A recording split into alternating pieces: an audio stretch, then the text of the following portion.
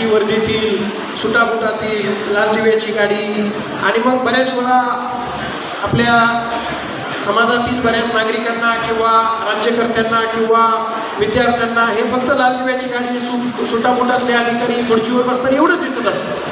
परंतु खऱ्या अर्थानं आजच्या घडीला महाराष्ट्र पोलीस दलातील कॉन्स्टेबलपासून ते DG सरांपर्यंतचे जे सर्व अधिकारी आणि सर्व कर्मचारी सर्व अंमलदार जे आहेत हे आपल्या आयुष्यामध्ये काय काय फेस करत असतात. रोजच्या दैनंदिन जीवनामध्ये त्यांच्या वाट्याला कुठला संघर्ष येत असतो.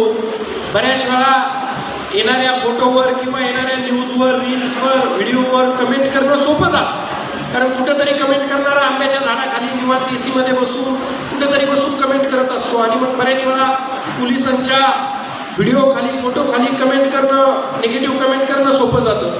परंतु ॲक्च्युअलमध्ये खऱ्या अर्थानं त्यांच्या आयुष्यामध्ये कुठले प्रॉब्लेम असतात, त्यांनी काय काय फेस केलेलं असतं आणि ते दैनंदिन जीवनामध्ये सुद्धा नागरिकांना सुरक्षित ठेवण्यासाठी गुन्हेगारांना अद्दल घडवण्यासाठी आणि आपल्या या राज्याची या समाजाची सुरक्षा करण्यासाठी जे जे काही करत असतात ते बऱ्याच वेळा लोकांच्या समोर येत नसतं. आणि या पुस्तकाच्या माध्यमातून खरं तर हे 22 लोकांच्या जीवनावर आधारित किंवा 22 अधिकाऱ्यांच्या जीवनावर आधारित हे पुस्तक लिहिलं आहे. परंतु हे प्रातिनिधिक स्वरूपात आहे. असंख्य जे महाराष्ट्र पोलीस अधिकारी आहेत अंमलदार आहेत त्यांचं हे प्रातिनिधिक मांडलेलं एक हे कथा आहे किंवा याच्यामधून जी खरी गोष्ट आहे याच्यामधून मांडलेली आहे.